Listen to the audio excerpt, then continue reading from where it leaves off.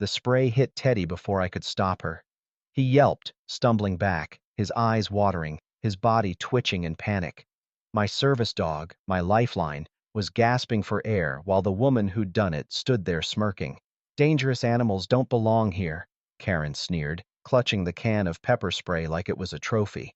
The cops on scene froze. One of them stepped forward, his hand on his radio. "Ma'am," he said slowly, "do you realize what you've just done?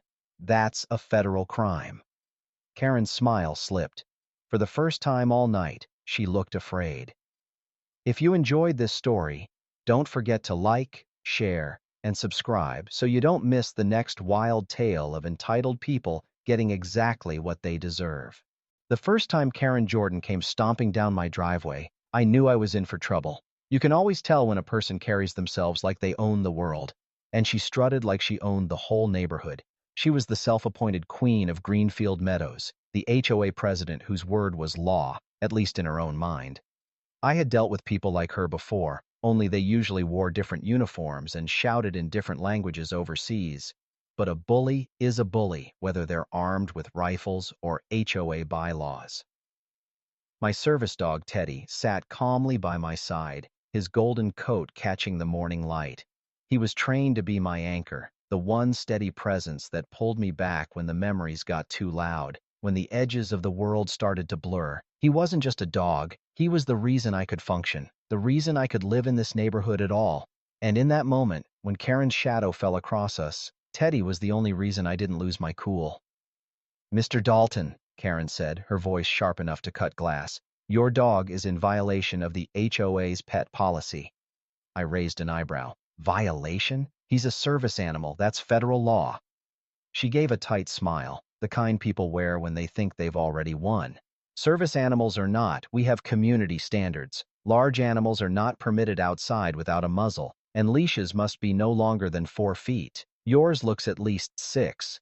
Teddy, oblivious to her venom, sat at perfect attention. I gave him a quiet pat. "He doesn't need a muzzle. He's never so much as growled at anyone. And this leash," I tugged the nylon strap gently, "is exactly what the VA issued me. If you'd like to dispute it, you can take it up with the federal government." Her eyes narrowed. "Don't get smart with me. Rules are rules." She reached into her oversized purse and pulled out a small aerosol can. My brain didn't register what it was at first. By the time it clicked, she had already pressed the nozzle. A sharp hiss filled the air. Teddy yelped and flinched, his eyes watering, his body jerking back in pain. The chemical sting hit my nose a second later. Pepper spray. My vision tunneled. A hot rage exploded in my chest. I moved fast, dropping to Teddy's side, shielding him with my body. My training screamed at me to neutralize the threat, to put Karen face first into the gravel. But Teddy whimpered and nudged his head into my chest, reminding me why I couldn't. He grounded me, even through his own pain. "Are you insane?" I roared. "That's a federal crime." Karen didn't flinch. She looked smug, almost proud, as if she'd just proven a point. "Dangerous animals don't belong here. Consider this your first and final warning." Her words had barely left her mouth when a voice shouted from across the street. "Hey, what the hell do you think you're doing?" 2 uniformed officers, who had been checking a minor fender bender nearby, were jogging toward us. Karen froze, her smugness cracking. For the first time, she looked uncertain. I pulled out my phone with steady hands, military hands, hands trained never to shake, and snapped photo after photo. Teddy's reddened eyes, the half-empty spray can clutched in her manicured grip, the timestamp, the officers approaching. Karen opened her mouth, searching for some excuse, but nothing came out. The confidence drained from her like air from a punctured balloon. "You just assaulted a service dog," one of the officers said, his tone low and dangerous. "Do you have any idea what you've done?" And just like that, the mask Karen wore shattered. She froze, caught in the act, realizing for the first time that this wasn't a petty neighborhood squabble. This was the beginning of a war, and she had just fired the first shot. The officers moved quickly, one crouching beside Teddy while the other squared off with Karen. My dog was trembling, blinking against the chemical burn, his nose wet from the spray. I kept my hand steady on his neck, murmuring low commands to reassure him. Teddy trusted me, but I could feel the tremors running through his body. "Ma'am," the officer said, his voice clipped. "Step back and drop the can."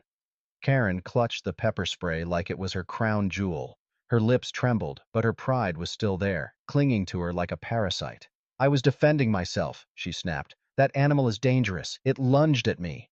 I laughed, a sharp sound that turned a few heads. "Dangerous? He's been sitting at my heel the whole time. Check the footage. My doorbell cam has a clear view." The second officer turned his head toward the house across the street. "That true?" he asked the bystanders. A few neighbors were watching from their porches, wide-eyed and whispering. One of them, the Millers, a quiet couple, hesitated, then shook their heads. "The dog didn't do a thing," Mr. Miller muttered. Karen's face hardened. "They're lying. They're always against me." The officer took the can from her hand. "Ma'am, assaulting a service animal is a federal offense. Do you understand that? This isn't a ticket. This isn't an HOA violation. This is a crime." For the first time, I saw her falter. Her shoulders dipped ever so slightly, and the color drained from her cheeks. But then she snapped back, clinging to the one weapon she still had, her voice. "You don't understand who you're dealing with," she hissed. "I'm the president of this HOA. I have the authority to enforce community standards. That dog is a threat, and I'll have him removed if it's the last thing I do." Her words echoed in the cul-de-sac like a declaration of war. The officers exchanged a glance, their patience too, hinting. "We're filing a report," one said firmly. "Mr. Dalton, you'll want to get your dog checked by a vet right away. We'll note this as an attack on a service animal. Animal control may follow up." I nodded. Every muscle in my body coiled tight. My phone was still in my hand, filled with pictures, evidence. That was my shield. Evidence didn't lie, no matter how much Karen twisted her words. As the officers escorted her back toward her pristine white SUV, Karen twisted in their grip and spat her final shot of the day. "Enjoy your mutt while you can. He won't be around much longer."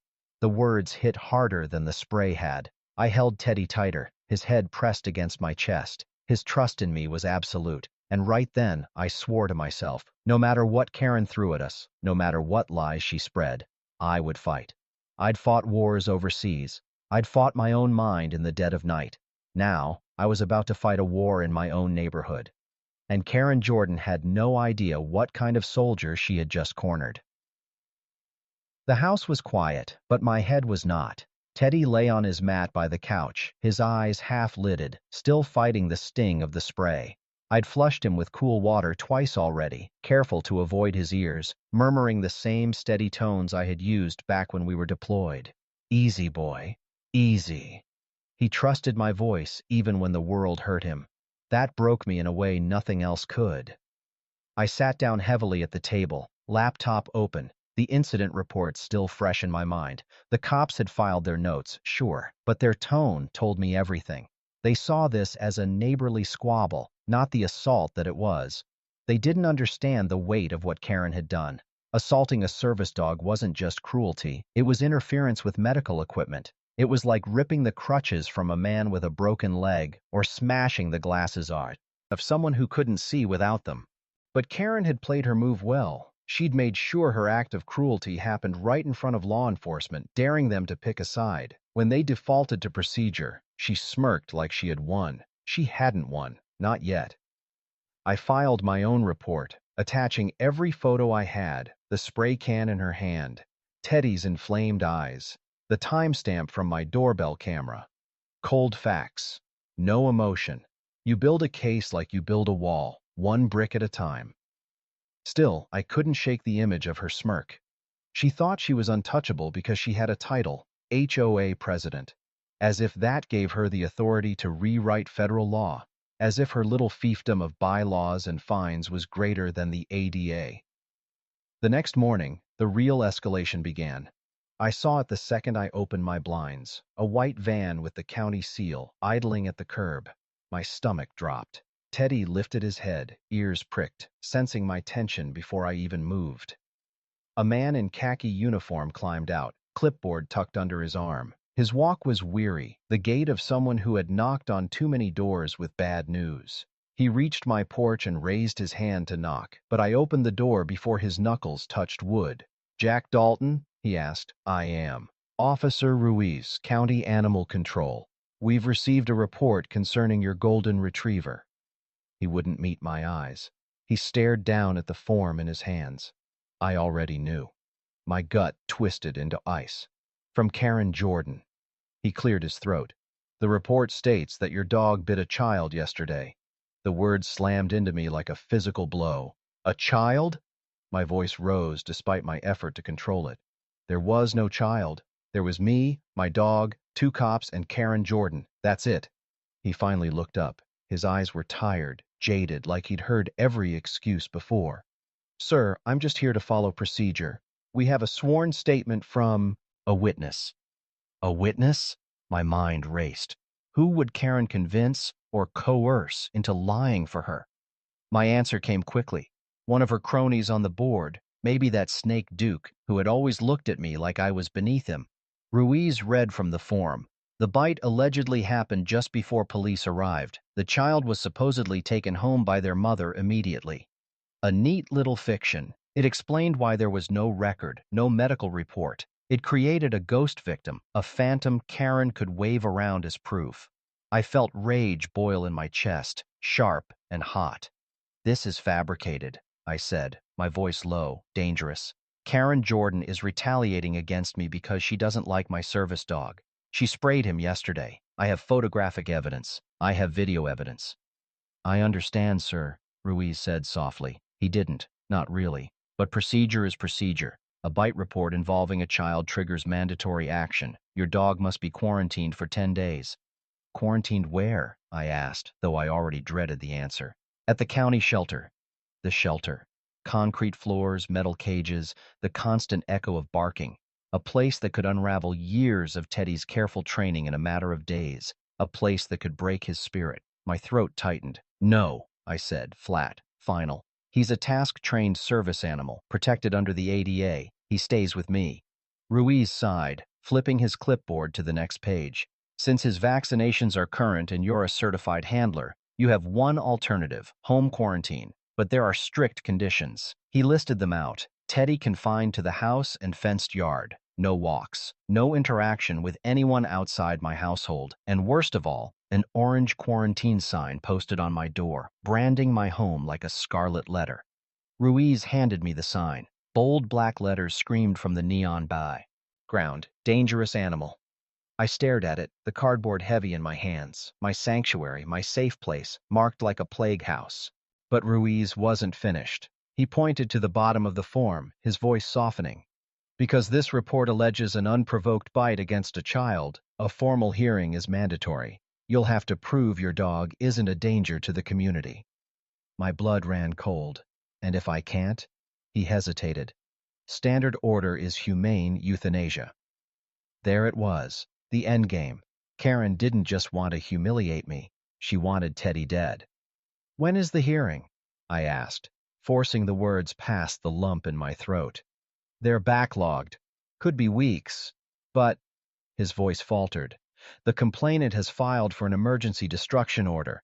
It accelerates the process. Supervisor review, magistrate signature. Rare, but possible. On what grounds? I demanded. Alleged history of aggression. I laughed, sharp and bitter. He has no history. According to Miss Jordan's statement, he does. Ruiz avoided my gaze again. That's all they need to file. You have 24 hours to submit evidence to the contrary. If you don't, and the supervisor approves, we'll be back tomorrow to take the animal. 24 hours. 1 day to save Teddy's life. Ruiz handed me the case number and email address, then walked back to his van, leaving me on the porch with a death sentence in one hand and a quarantine sign in the other. Behind me, Teddy tilted his head, tail still, waiting for me to tell him what came next. He didn't know the clock was ticking. He just knew his handler was afraid. I pressed my back against the door, feeling the weight of the moment sink in. 24 hours. The mission had begun. The quarantine sign went up on my front door like a brand. Neighbors saw it within the hour. Curtains twitched, phones buzzed, and by evening, whispers spread like wildfire. To them, it was proof.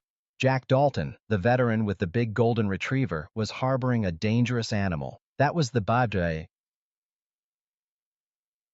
OD of Karen's plan. Perception was half the battle. She didn't need Teddy to bite anyone. She just needed people to believe he might.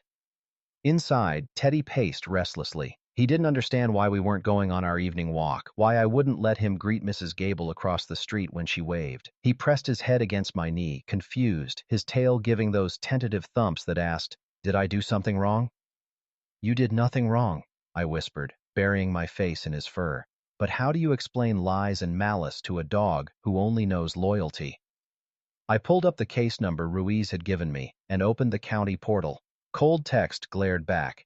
Case number 5782. Complaint filed by HOA President Karen Jordan. Allegation: unprovoked bite against minor. Recommended action: emergency destruction order.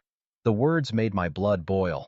I scrolled further. Attached was Karen's statement, a 3-page essay dripping with falsehoods. She described a frightened little girl, no more than 7, who had supposedly been playing hopscotch when Teddy lunged, teeth bared. She claimed the child's mother dragged her away before the police could arrive. She even included a fabricated name, Ella Thompson.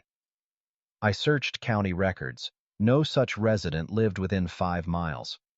Karen had created a ghost child, and unless I dismantled her lie, the system would swallow it whole. I needed evidence, solid, undeniable. I pulled up the feed from my doorbell camera, scrubbing back to the moment of the confrontation. There it was, Teddy at my side, calm except for that single bark when the truck backfired. Karen screaming, officers arriving. Frame by frame, no child appeared, no one else on the street, just the truth, caught in pixel and timestamp. I packaged the footage, labeled it Exhibit A. Next, I drafted a sworn statement of my own, cold, factual, every detail precise. Training. Drilled into me. Documentation wins battles. Emotion only clouds the field. Still, I needed more.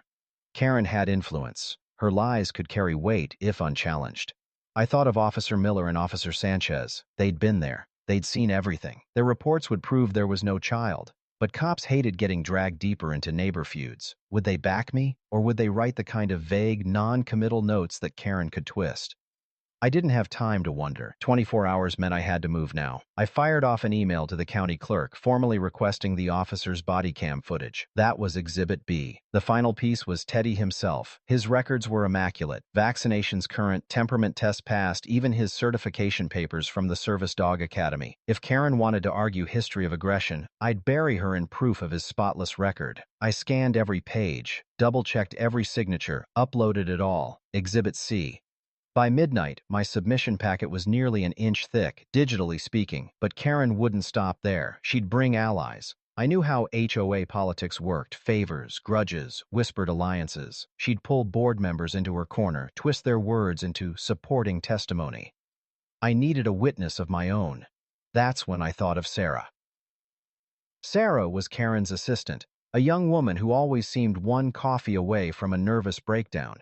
But she'd been there that morning, standing just inside the doorway with her tablet, taking notes while Karen unleashed her tirade.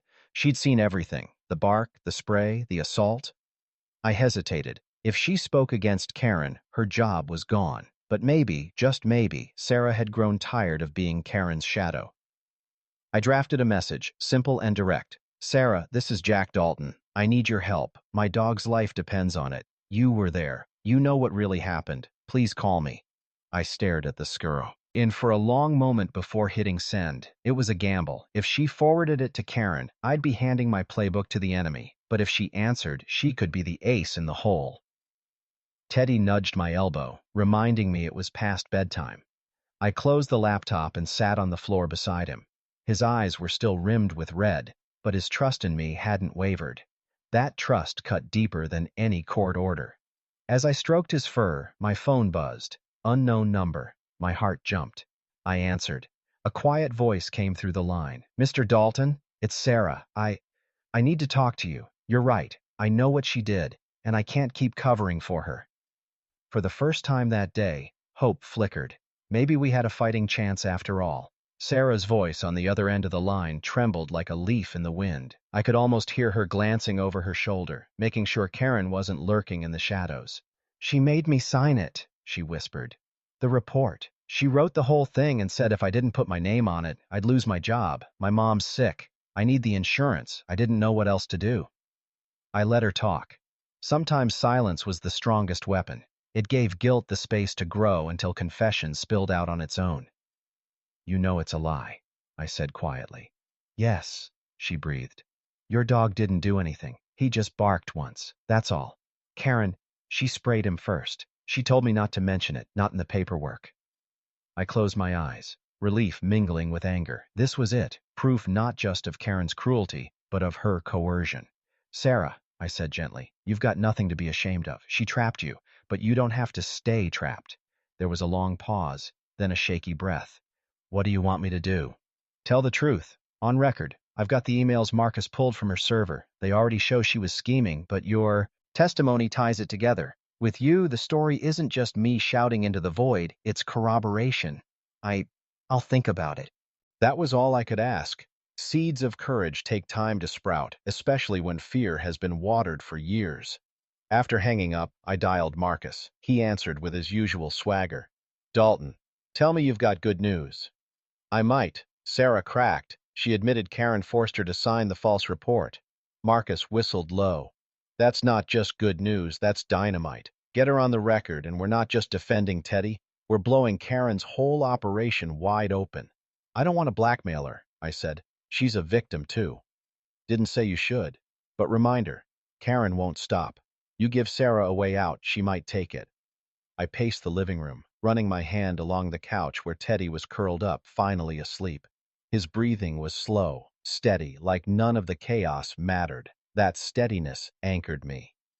The next day dawned gray and heavy, like the world itself was holding its breath. The HOA had scheduled an emergency meeting for that evening. The official agenda? Community safety and enforcement of pet policy. Everyone knew it was really a public tribunal, Karen's stage to crown herself executioner. Marcus came over early, lugging a battered laptop bag and a grin sharp enough to cut glass. We're not going in blind, he said, spreading out gear on my kitchen table. A mobile hotspot, spare batteries, a small camera disguised as a pen. She kills the Wi-Fi, we bounce to cell. She kills the cell, we've got a directional antenna. This is going to the cloud, live. You planning a circus? I asked, arching a brow.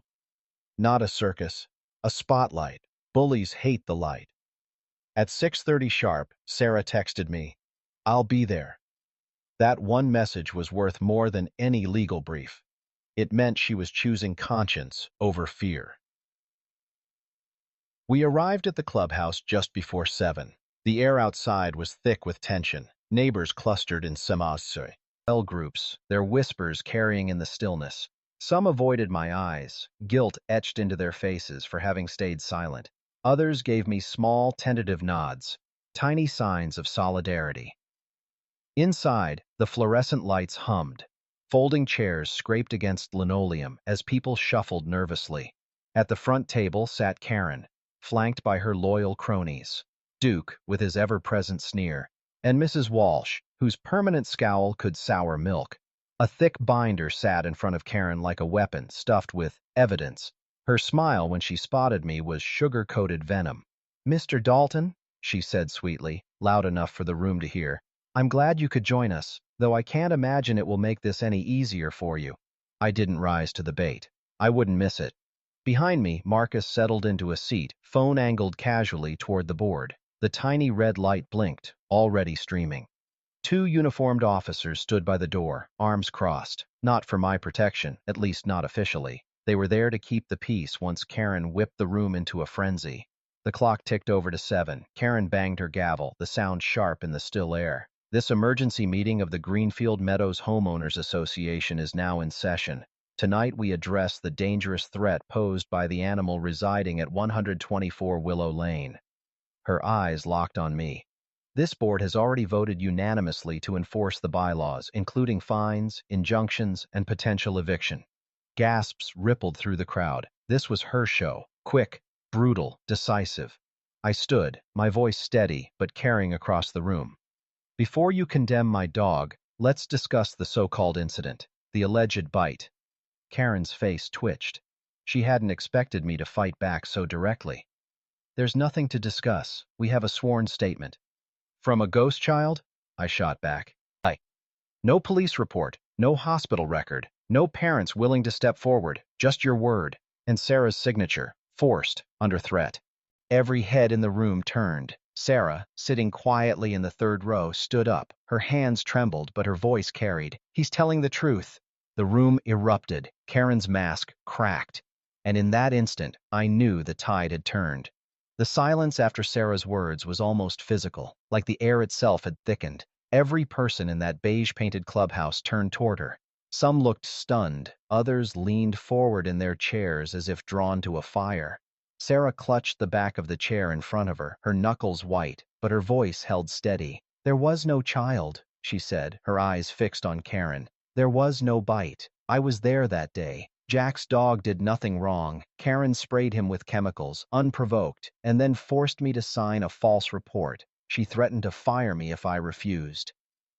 The words landed like grenades. Mrs. Gable gasped audibly, and even Duke's smug grin faltered. The officers by the door straightened, exchanging sharp glances. Karen shot to her feet, her chair clattering back. "She's lying!" Her voice was shrill, desperate. "She's unstable. She's conspiring with him. Can't you see this is all a setup?" But Sarah didn't flinch. She pulled a folded document from her purse and held it up for everyone to see. "This is a notarized affidavit. I've already sent a copy to Animal Control and to the district attorney's office. This isn't just my word anymore. It's official." The room erupted in whispers and murmurs. Some neighbors turned on Karen with open hostility. Others just sat stunned, processing the truth they had long suspected but never dared to confront. I stepped forward, my voice cutting through the noise. "Karen Jordan, you didn't just try to ruin my life. You put my service dog in danger. You used fear, intimidation, and lies to control this community. And tonight, it ends." Marcus stood up in the back. He had been waiting for this moment. With a grin, he held his phone aloft. "For those curious," he announced cheerfully, "this entire meeting is being live-streamed. About 600 people are watching, including reporters. So if anyone wants to repeat a lie, be my guest." Karen's eyes snapped to the blinking red light. The blood drained from her face. The sergeant by the door finally stepped forward. "Ma'am," he said to Karen, his tone clipped and authoritative, "you need to understand something. Interfering with a service animal is not just a civil issue. It's a federal one.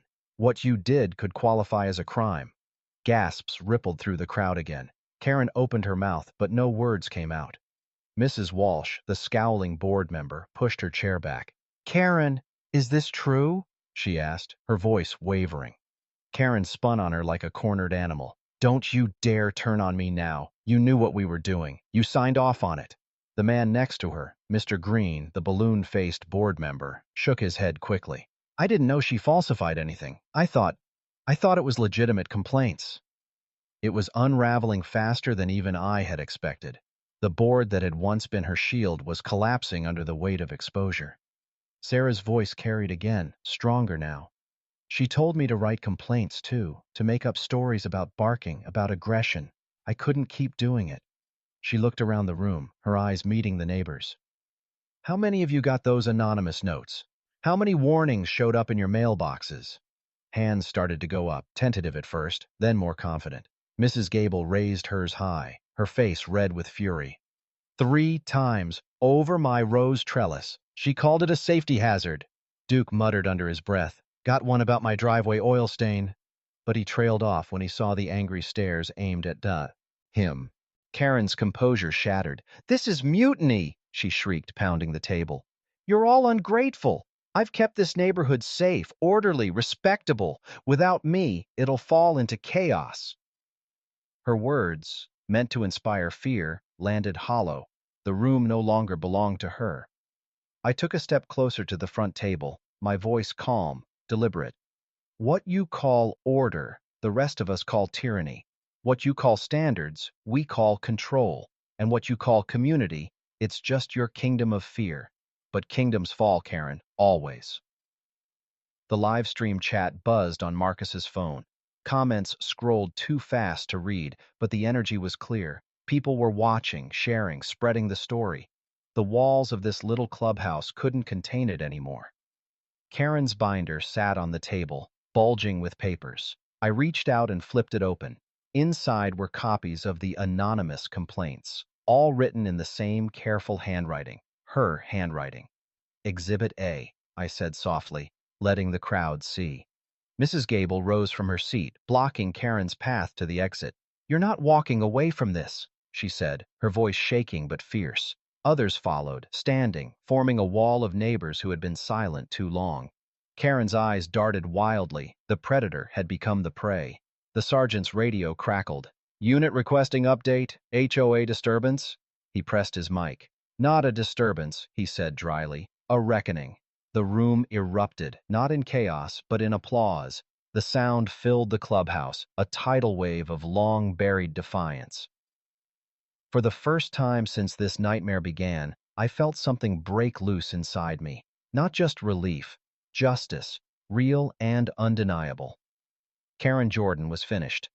The meeting didn't end in the usual gavel rap and adjournment. It collapsed under its own weight, dissolving into a storm of angry neighbors, mutinous board members, and in a panicked tyrant trying to claw back control. Karen shouted over the noise, her voice shrill and raw, but the words no longer carried authority. They were just noise now, like static from a broken speaker.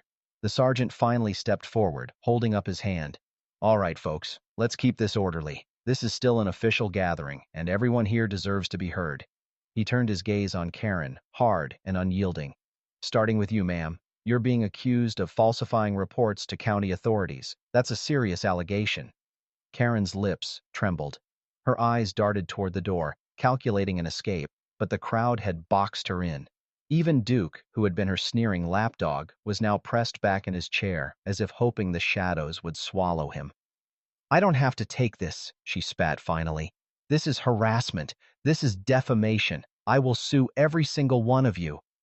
Marcus chuckled from the back, his voice carrying. "You'll want to add about 1,000 online commenters to that list then. Stream's still live. The world's not buying what you're selling." That did it. Karen lunged for her binder, clutching it like a life raft, but the papers slipped, scattering across the table, fluttering to the floor like fallen leaves. Neighbors bent to pick them up, holding them aloft for all to see. Identical handwriting, identical phrasing, every so-called anonymous complaint a carbon copy of Karen's paranoia. The sergeant nodded grimly. "Looks like evidence to me." He reached for his radio. "Dispatch, I'm going to need a supervisor at the Greenfield Meadows clubhouse. Possible criminal matter." Karen's knees buckled, and she collapsed into her chair. For the first time, the queen of Greenfield Meadows looked small, fragile. Sarah, still trembling, straightened her back. Her voice wasn't loud, but it carried. "You don't have to be afraid anymore. None of us do."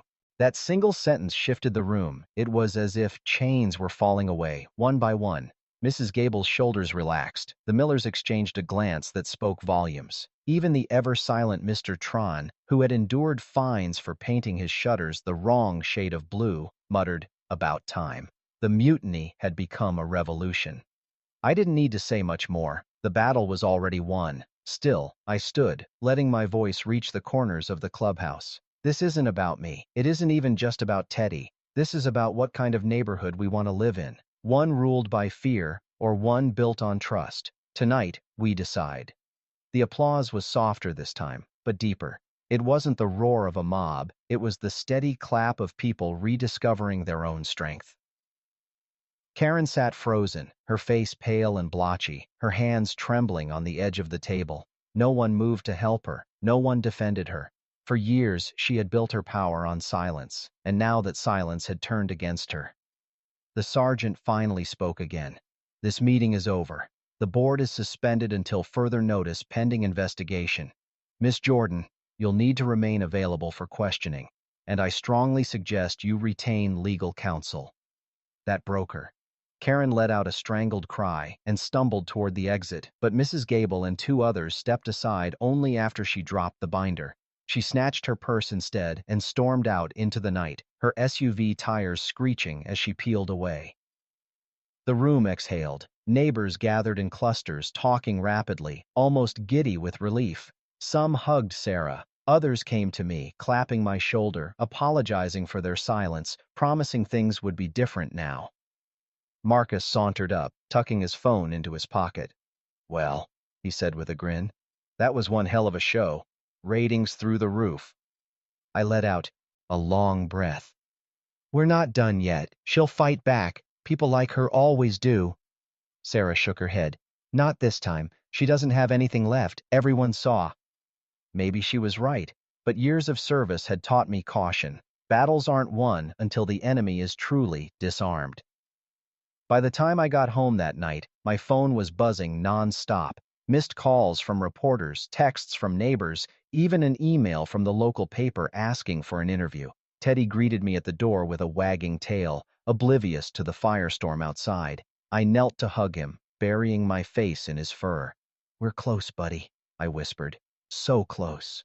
But in the back of my mind, the soldier's instinct whispered a warning. The most dangerous animal isn't the one on the hunt.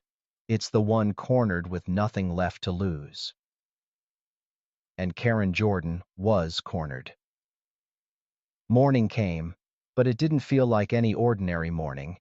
I hadn't even finished my first cup of coffee when the low rumble of vans shook the quiet street.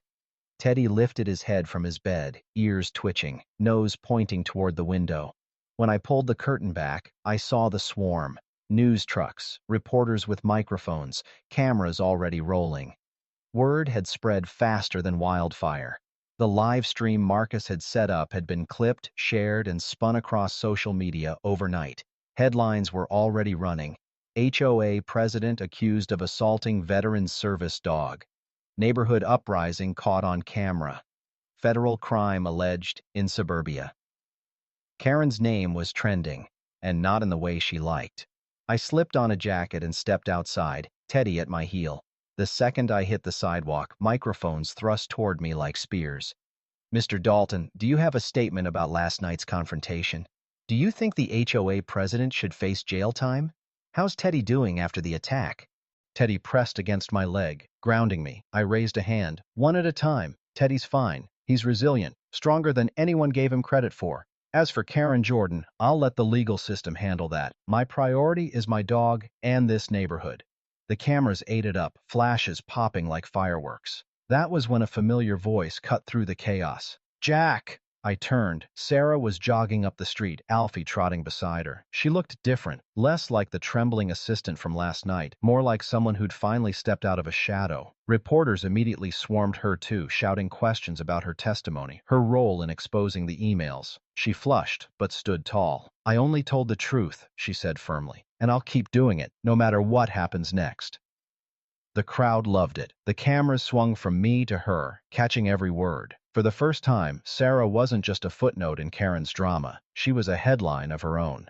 That was when a police cruiser rolled onto the block. The sergeant from last night stepped out, sunglasses on, his expression unreadable. The chatter died instantly.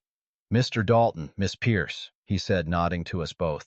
"Just wanted to let you know, Animal Control has voided the destruction order. The county attorney reviewed the case personally. Between the footage, the testimony, and the emails, they've determined the report was fraudulent."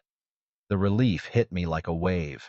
I staggered for a second, then crouched, pulling Teddy into my arms. He wagged his tail, licking my face as if he knew he'd just been pardoned from a death sentence. Reporters shouted questions, the words blurring together. All I could hear was the steady thump of Teddy's tail against the pavement. But the sergeant wasn't finished. He lowered his voice, stepping closer. "Off the record, Dalton. Karen's in trouble. Big trouble." "Tut. DA's office is moving fast. Charges are being drafted as we speak. Assault on a service animal, falsifying reports, possible perjury. She's facing real time." I nodded slowly. "Good. About time." He gave me a look, half respect, half warning. "Don't get too comfortable. People like her don't go down quiet. Be ready for noise." He wasn't wrong, because as the crowd of reporters shifted, I caught sight of a figure at the end of the street. Karen's white SUV was parked crooked against the curb, her door flung open. She was standing outside it, hair wild, eyes bloodshot, clutching a stack of papers like they were armor. The reporters noticed her almost instantly and swarmed. Cameras spun, microphones jabbed. Karen raised her voice, shrieking over the din. "This is a witch hunt. I am the victim here. That dog is dangerous, that man is unstable, and you're all blind sheep falling for a veteran's sob story." Her words fell flat. The crowd wasn't with her anymore. Some reporters filmed, others smirked, and a few just shook their heads. Her kingdom had collapsed, but she was still screaming orders to ghosts.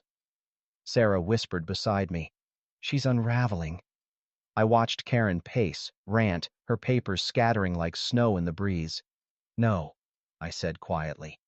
"She's cornered, and that's when she's most dangerous." Teddy pressed against me again, steady as ever. He didn't know about politics, lawsuits, or federal crimes. He only knew we were together, and that was enough. But I knew the storm wasn't done, not by a long shot.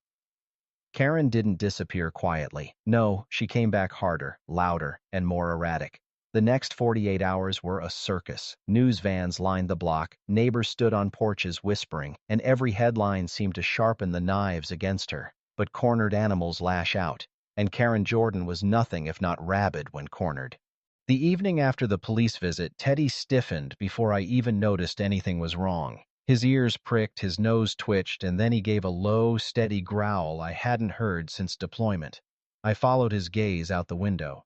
Karen was back. She was in my yard, wild-eyed, clutching a can of something in her hand. Another spray. My stomach dropped. I yanked the door open just as she raised it. "Step away from my property, Karen," I barked, the command voice I thought I'd left behind on the battlefield cutting through the night. She spun, shrieking. "This ends tonight. That mutt is dangerous. You all think you can ruin me? I'll ruin him first." The nozzle clicked. Teddy barked once, sharp and thunderous. That bark saved us, because it drew half the street outside. Lights flipped on, phones lifted, cameras started rolling again. Karen froze in the porch light, caught in full view, weapon raised. She realized too late she wasn't just attacking me and Teddy, she was attacking the entire neighborhood, every witness with a phone in their hand. "Drop it, Karen," someone shouted. "You're digging your own grave," another neighbor added. Her hand shook. The canister slipped from her fingers, clattering onto the concrete, and that was when the flashing red and blue washed over the street. Police cars swarmed. Officers jumped out, weapons low but ready, hands where we can see them. For the first time, Karen looked small. The fight drained out of her as she raised trembling hands. A pair of cuffs clicked shut around her wrists. The spray can was bagged as evidence. The sergeant approached me again, this time with a grim smile. "You were right, Dalton. She wasn't going to go down quiet, but this sealed it." The neighborhood exhaled in one collective sigh. Sarah hugged Alfie close, tears running down her cheeks. Marty's ham radio crackled with static as he muttered, "Broadcast over. Mission accomplished." Karen screamed as they shoved her into the cruiser. "This isn't over. You'll all regret this." But the words carried no weight anymore. They were echoes of a fallen tyrant. The doors slammed, and the car rolled away. Silence lingered, heavy but cleansing. Teddy leaned against me, tail wagging slow, steady, certain. I scratched his ear. "It's over, buddy." And this time, it truly was. The weeks that followed moved quickly. Karen's face splashed across every paper. HOA president arrested for assault on service dog. The district attorney filed charges, felony animal cruelty, false reporting, harassment, and more. Her allies fled like rats from a sinking ship. The HOA board was dissolved, new leadership sworn in. Neighbors who once kept their heads down now stood taller. We held block parties, walked our dogs together, laughed under the porch lights. Fear had been replaced with something stronger, solidarity. Sarah found her footing again, her voice steady and sure at community meetings. Marcus got a quiet nod in the paper as the man who'd cracked open the digital lies. Even Duke, the one who once hid behind silence, came to shake my hand, admitting he'd been wrong. And then there was Teddy. The city honored him with a medal, and the park bore his name. But none of that mattered to him. What mattered was walking beside me every day, sniffing trees, wagging his tail, reminding me that life moves forward. One evening, sitting in Teddy's park with him stretched at my feet, I thought back to the night she first sprayed him. The fear, the fury, the helplessness. And then I thought about now, the laughter of children nearby, the warm breeze, Teddy's steady breathing. The question returned to me, the same one I'd asked when this war began. How far will a man go to defend his own? The answer was simple: as far as it takes, until the enemy is gone, and peace is more than just a word. Teddy shifted, resting his head in my lap. I scratched behind his ear. Mission complete, partner. His tail thumped once, twice, and in the golden quiet of Teddy's park, we finally, truly came home.